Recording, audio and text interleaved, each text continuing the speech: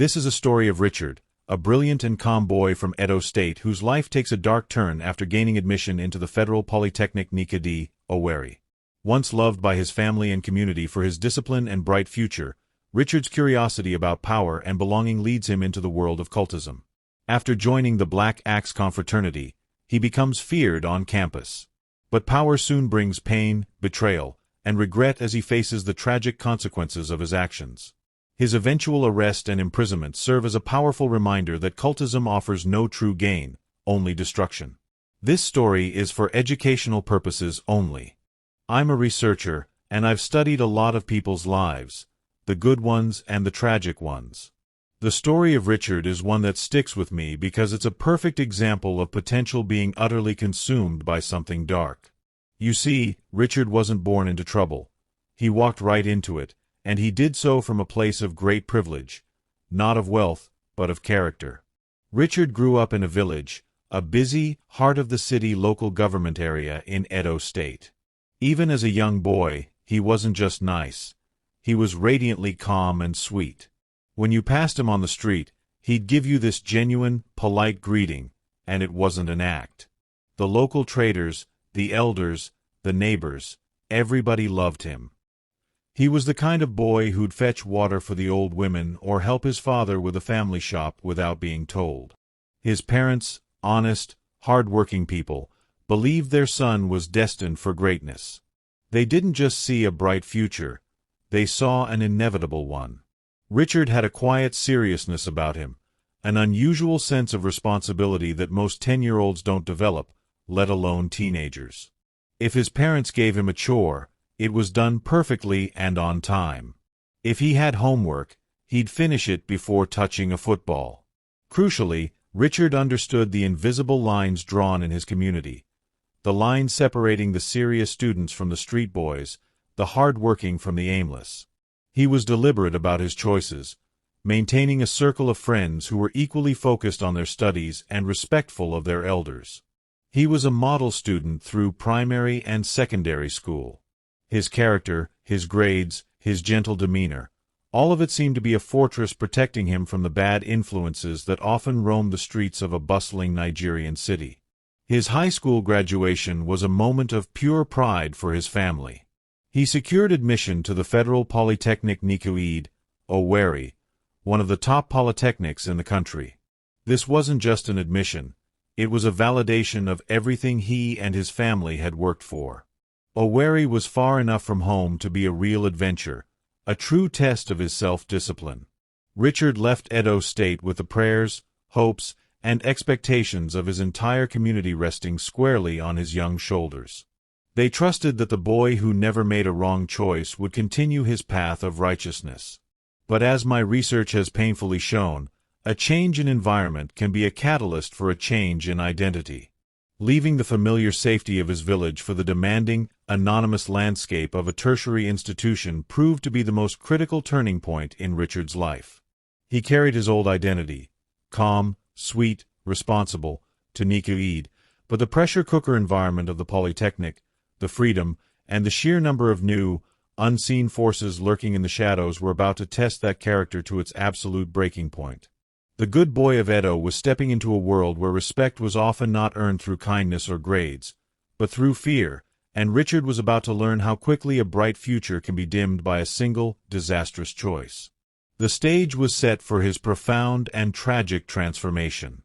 I study how people change, and with Richard, the biggest change started when he moved. The move from Edo State to the Federal Polytechnic Nekede Owerri was a big shock. Back home in his village, everyone knew Richard. If he did something wrong, someone would notice and tell his parents.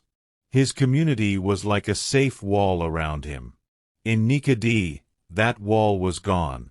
Richard was suddenly free, completely alone and unsupervised.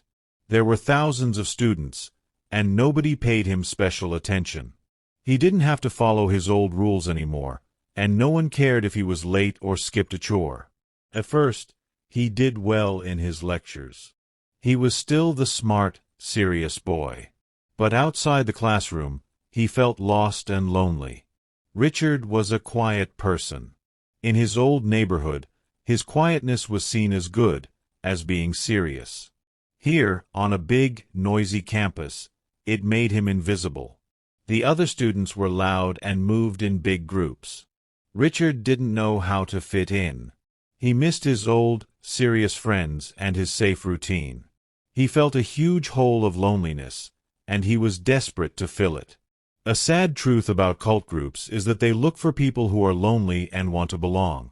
Richard's search for friendship made him weak and easy to find. He didn't find good, focused friends like the ones he had in Edo State. Instead, he started spending time with students who offered him immediate friendship and quick acceptance. These new boys were loud, they broke rules easily, and they acted like they owned the place. They made Richard feel like he was finally part of something important. These new friends were not just random students. They were already part of the Black Axe Confraternity. They used their social group to find new members. Richard was spending all his time with them. He was listening to their ideas and seeing how they lived. They didn't tell him the cult was bad. They told him it was a brotherhood that gave you respect, protection, and connection. They said you couldn't survive Nekede without it. Because Richard was so lonely and wanted to belong so badly, his mind stopped working clearly. His old, good judgment disappeared. He felt pressured to show his loyalty to the only social group he now had. Richard was convinced that being the calm, sweet boy from Edo would only lead to him being ignored or pushed around. He believed that to matter, he had to join his new friends.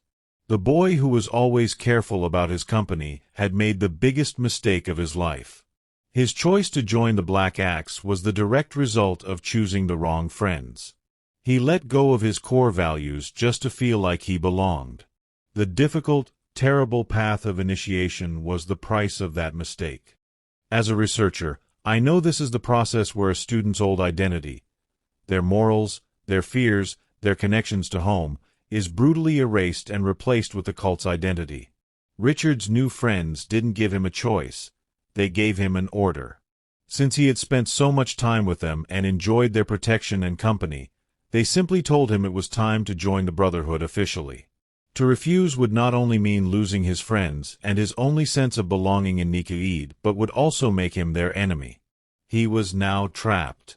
He couldn't go back to the lonely life of an isolated student, and he certainly couldn't run home and face his parents with the truth. Richard, the responsible boy, made a terrible, fatal calculation. He chose the fear of loneliness over the fear of evil. The night of his initiation was kept secret and involved a journey to a hidden location outside the main campus grounds. He went willingly, but filled with a profound dread. He knew this was the moment he would finally break the promise he made to himself and his family in Edo State. The process of initiation into the Black Axe is designed to strip away the old self. It's not just a ceremony. It is a psychological attack meant to break a person down and rebuild them using the cult's brutal rules. Richard was subjected to hours of intense physical pain and verbal abuse. The new friends he had trusted became his tormentors. They didn't speak to him as a person. They screamed commands at him. This violence was meant to teach him two things: that he must obey commands without question, no matter how cruel or senseless; that his personal pain, fears, and emotions no longer mattered, only the group mattered. For Richard, the sweet, calm boy, this experience was like fire destroying a gentle flower. All the politeness, the kindness, and the respect he had carried from his village were systematically beaten out of him. He was forced to do things that went against his conscience, burying his guilt under a wave of physical terror. When the ritual finally ended, Richard was no longer the boy who arrived in Owerri. He was physically exhausted, his mind was shattered, and his old sense of morality was dead. The cult had successfully planted a new core inside him: fear, loyalty to the group above all else, and a willingness to commit violence. When Richard walked back towards the campus hours later, he had officially become a full member of the Black Axe. He had a new name and a new, cold way of looking at the world. The deep dread he felt during the initiation quickly changed into a feeling of false power. He was no longer lonely. He was now protected. He had gone through the fire and survived, and that experience made him feel like he was stronger and above those who hadn't. This false power became his new reality. He had sacrificed his bright future for immediate, dangerous acceptance. The boy who was loved by everyone on his street was gone. In his place was a young man who was now ready to steal, hurt, and cause trouble, all in the name of his new brotherhood. The tragic downfall was now complete, and the path of Richard's criminal life had officially begun. The moment Richard became a member of the Black Axe, the story of the Golden Boy from Edo State was officially over. My research shows that new cult members are often forced to commit crimes right away. This is done to make them feel tied to the group and to make sure they can never go back to their old lives. Richard's introduction to crime was quick and unforgiving. Richard, the boy who would never touch anything that didn't belong to him, found himself part of a group that attacked a shop late at night. The goal was to steal money and valuable goods that the cult would use to fund their activities and show off their power. The effect of his new identity was immediate and visible on the Federal Polytechnic Nekede campus. The quiet, polite student was gone. In his place was a young man who carried himself with a menacing confidence. The students who had once ignored him now quickly got out of his way. Richard now moved only in the company of other cult members. His new friends made sure everyone knew he was protected and dangerous. If someone bumped into him, or if a student looked at him the wrong way, Richard and his group would immediately respond with intimidation or physical threats. This was how the cult taught him to establish his new authority. Richard had many carryovers. Going to lectures and studying no longer mattered. His entire focus was on the Brotherhood, their meetings, their demands, and their growing control over the campus social scene. When his parents called from Edo, Richard became a master of lying. He spoke calmly about his good grades and hard work, easily covering up the darkness that had taken over his life. Richard's quiet intensity, the very trait his family had always loved, now made him terrifying. When he threatened someone, he didn't scream or wave his hands. He spoke with a cold, steady voice and looked at the victim with dead, empty eyes. This made his threats more believable and more frightening than the louder, wilder members of the group. It was during this time that he gained his nickname within the cult's ranks, Lord. It was a name that meant he was the one who could cut through any problem and show no mercy. His own members started to fear him because they saw how easily he could switch off his feelings. The sweet boy of Edo was now the Lord of Nekede, a figure of growing power whose presence meant trouble, theft, and fear on the streets and on campus. The foundation was set.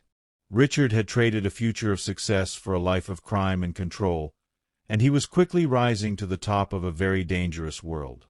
With his initiation complete and his first crimes committed, Richard fully committed himself to his new life. My research shows that once a person crosses that moral line, the descent speeds up. Richard didn't just join the Black Axe. He quickly became one of its most feared and effective members. Richard's purpose was now simple: ensure the Black Axe was the most powerful group at Federal Polytechnic Nekede. He brought the same quiet seriousness and dedication he once used for his studies into the cult structure.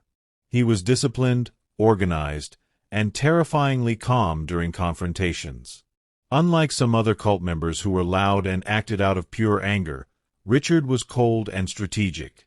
This intensity made the Black Axe much more dominant. Other students knew that when the Richard showed up, the threat was real and would be carried out without hesitation. He became the face of the cult's power. A remarkable and dangerous thing happened. Richard became feared by his own members. This is rare in cult structures, which usually value strict brotherhood, but it shows the depth of Richard's change. The other Black Axe members were often scared of Richard's lack of emotion. They knew the sweet, calm boy was gone, replaced by someone who seemed to have no feelings at all. When conflicts arose within the group, Richard settled them with a swift, cold logic that scared even the veterans. They realized he valued the power of the cult more than any personal friendship or loyalty. He was a machine built for enforcement and dominance, and they knew they were not safe from him if they failed. Because of this internal fear, Richard's position grew stronger. He was not just a member. He was a force of control that kept the entire Nekede chapter running smoothly and brutally. The rise of the Black Axe under Richard's influence meant an inevitable, violent clash with their main rivals, the Vikings Confraternity. Cult conflict on campus are always about territory, reputation, and fear.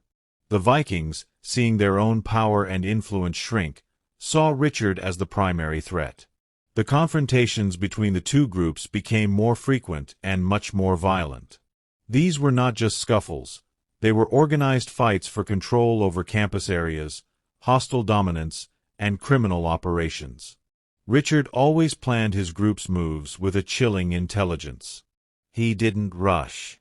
He used his calm nature to spot weaknesses in the Viking security and planning. He executed ambushes and attacks that were quick, damaging, and final. He was focused entirely on winning and proving that the Black Axe was superior. This series of clashes was the environment in which Richard would take his final, terrible step into being a hitman. Richard's reputation was built on his willingness to take extreme action.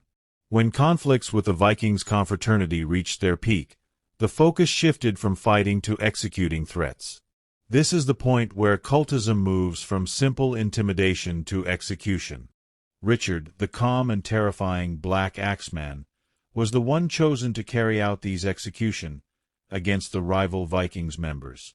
He accepted the duty without visible regret or hesitation. Richard was directly involved in the falling of multiple Vikings members. These were not accidents or messy fights. They were organized acts of revenge and control. Richard's actions were terrifyingly effective. His calm approach to violence meant that he never made mistakes and never stopped until the mission was complete. He didn't just defeat his enemies, he removed them. The immediate result of Richard's violence was a massive shift in power. The Vikings were crippled. They were terrified of the Black Axe, and their operations in Nekede crumbled. The Black Axe became the undisputed ruler of the Federal Polytechnic Nekede campus. Students and lecturers alike were silently aware of the terrifying power Richard and his group held. This dominance was built on the performance carried out by Richard.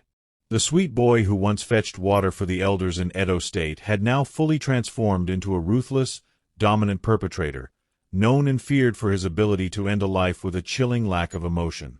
He had sacrificed his entire future for the empty, temporary throne of campus cult leadership.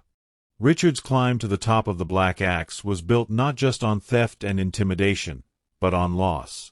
My research is clear. To be truly dominant in the cult world, you must prove you are willing to take someone down. For Richard, this meant becoming the primary perpetrator of their rival group, the Vikings Confraternity. As Richard made the Black Axe the strongest force in Nekede, the rivalry with the Vikings became a conflict for survival. The Vikings fought back, trying to reclaim their lost power and territory. Richard saw this not as a fight, but as a chance to totally take down his enemies. He was the one chosen to carry out these executions against the high-ranking members of the Vikings. This duty was given to him because the cult knew he was the most calm and ruthless. He would get the job done without emotion or hesitation. Richard's action sent shivers of terror through the entire Polytechnic, and the Vikings learned to fear his name above all others. The immediate result of Richard's violence was that the Vikings were completely broken. They stopped trying to fight back and either fled Owerri or went into hiding. Richard, now the absolute one of the leaders of the Black Axe in Nekede, didn't stop once the Vikings were crippled.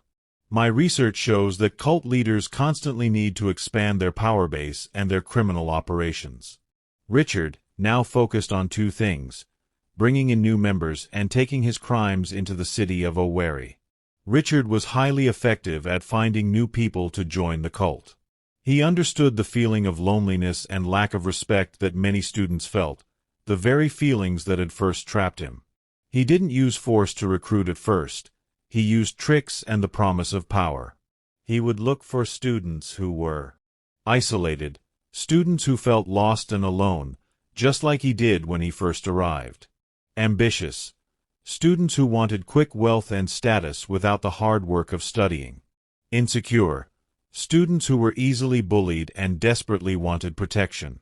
Richard would approach them calmly, offering them a chance to be part of the group that controlled everything. He made the Black Axe look like a powerful, necessary family. Because he was so dominant, students didn't see joining as a risk. They saw it as the only way to survive and thrive. He initiated many new people into the Black Axe.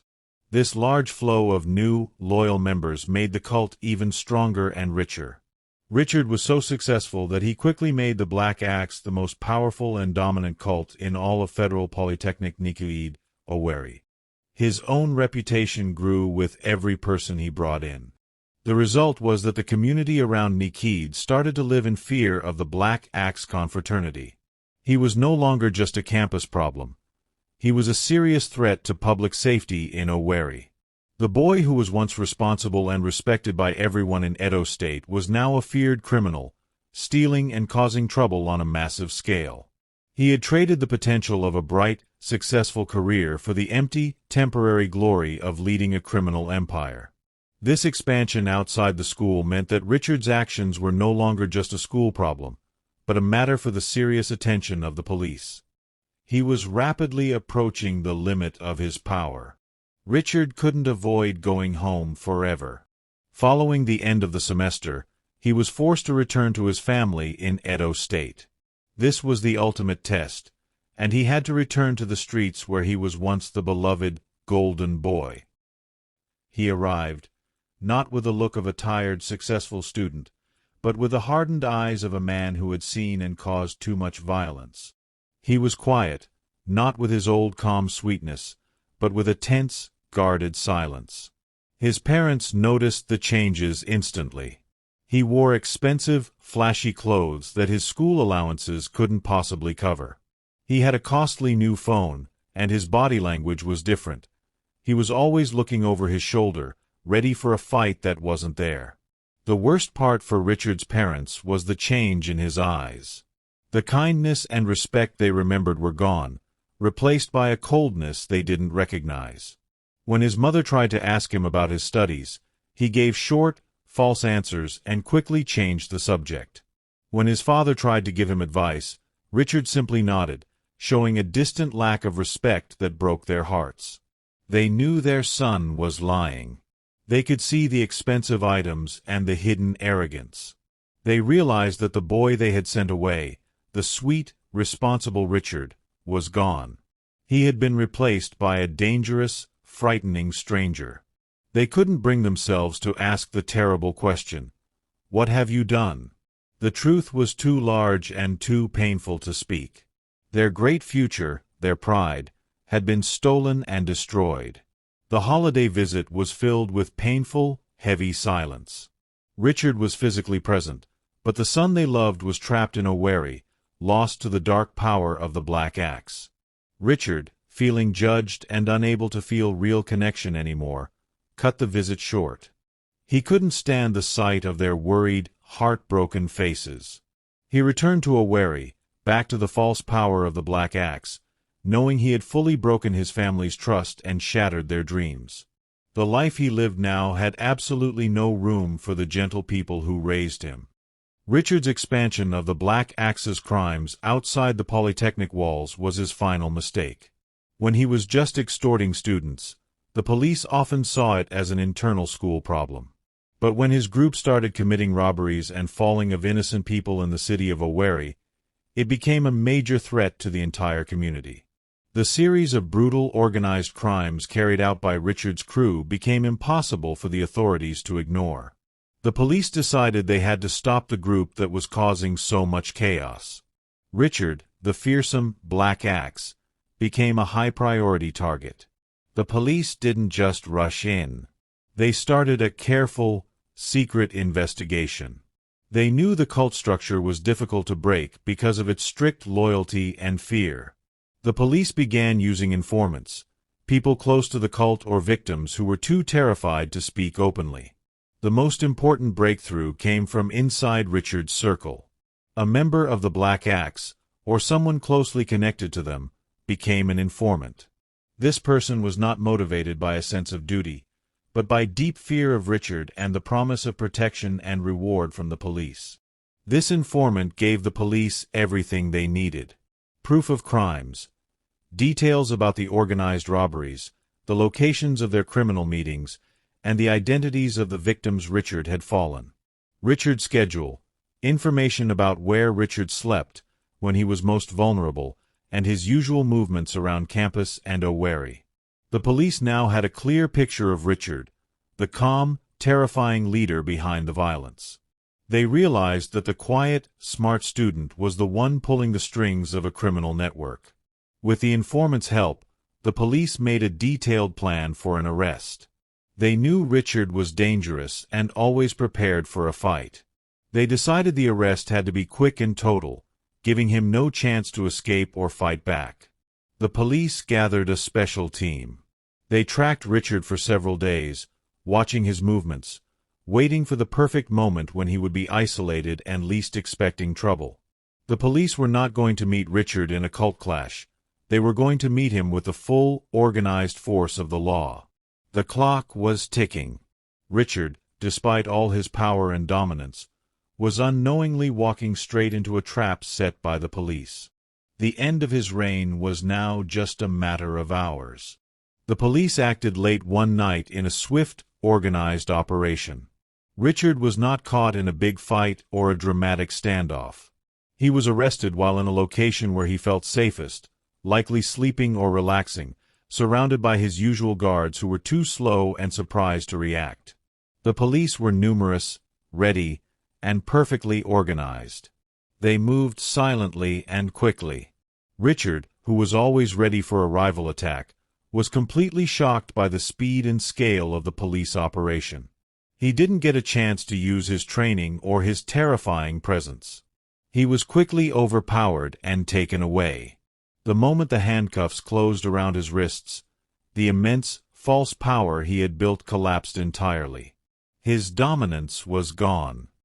He was just a young man in the hands of the law. Richard was taken to a secure police facility. In the small, cold interrogation room, there were no loyal members of the Black Axe, no terrified students, and no cowering business owners. There was only the cold, hard truth of his actions. The police showed him the evidence, statements from victims, proof of the robberies, and the painful details of the executions he committed.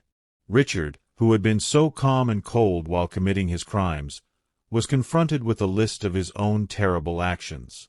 The charges were long and devastating. In that moment, the power and the fear were stripped away, and all that was left was the ruin of the boy from Edo State. The truth was that he had thrown away a life of respect for a brief, violent rule that ended not with glory, but in a prison cell. The legal process was clear and fast because the evidence gathered by the police was overwhelming. Richard's trial was not long. He was formally accused of all his serious crimes. The court focused heavily on the loss of life and the chaos he had caused. Richard's own defense, that he was part of a brotherhood, could not stand against the weight of the murders and robberies. The judge, recognizing the severity of the crimes, delivered the final, life-changing verdict. Richard was found guilty and sentenced by the police for his massive list of crimes. This sentence was the final, definite end asterisk of Richard's bright future. The path he chose, the path of the cult leader, had led him directly to a fate he could not escape. The boy who was supposed to be a success story was now a prisoner, paying the ultimate price for his fatal decision to seek power through darkness. The story of Richard is a painful, important lesson. He was a good boy, loved and respected, with the highest potential. He had everything going for him, but he chose loneliness over patience and false power over hard work. His choice to join the Black Axe in Nekede did not give him protection or success.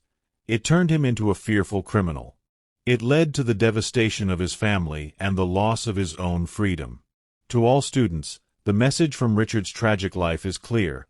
Avoid cultism at all costs. The promises of power, loyalty, and dominance are lies. There is no gain in that darkness.